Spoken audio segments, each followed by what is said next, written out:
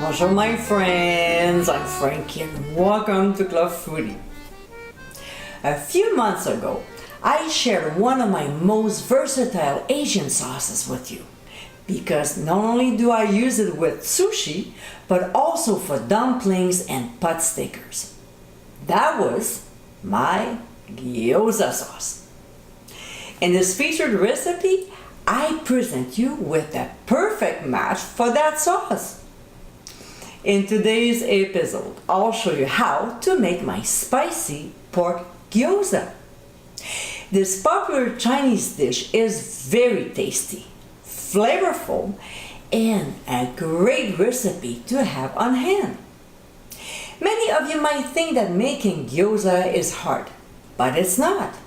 After buying wonton wrappers, making the filling is a breeze. So my friends, let's get cooking.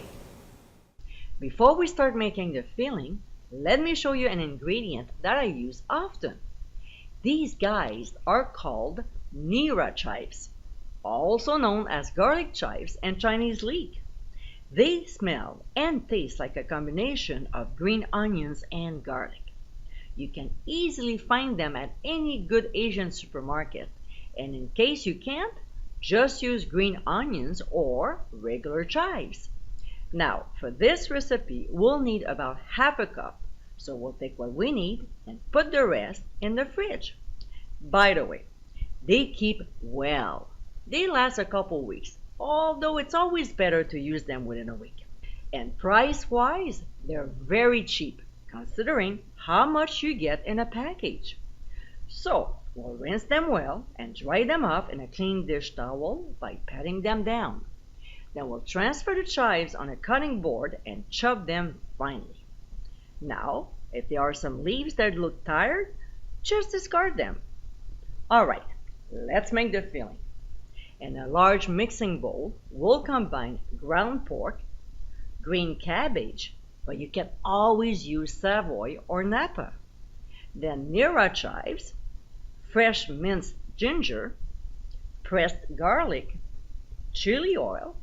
Now, if you want to make this flavorful condiment, click on the top right corner of your screen.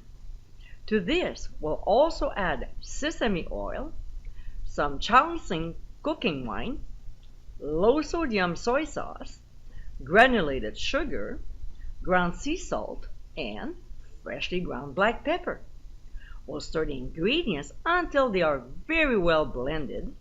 Place a plastic wrap on top, making sure it touches the meat mixture, and transfer to the fridge for 1 hour so the flavors have time to blend together.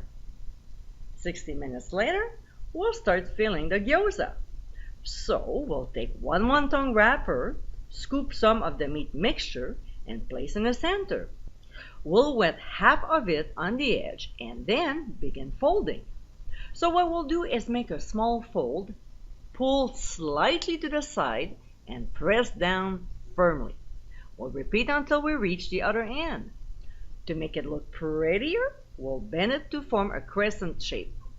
I'm no expert, but after you fold a few, you'll get the hang of it. Make sure to place them on a lightly floured plate. When we're done, we'll move on to the stove. In a non-stick skillet over medium-high heat, we'll pour in the oil. When it gets hot, but not smoking though, we'll place the gyoza in a circle, flat side down, and we'll cook them for about 2.5 to 3 minutes, or until the bottom is nicely browned. Then we'll pour in the water, put the lid on, and steam the gyoza for 3 minutes. When time is up, we'll quickly remove from the heat and serve immediately. And my friends, this is our spicy pork gyoza. Moist, tender, and so delicious. This Japanese dumpling recipe is definitely a dish you have to make. The blend of ingredients gives this filling an incredible flavor. And seriously, don't be intimidated by the crimping. It's easier than you think. I hope you give it a try soon, and be sure to visit clubfoodie.com for ingredient amounts and more info. Until next time, my friends, bon appétit!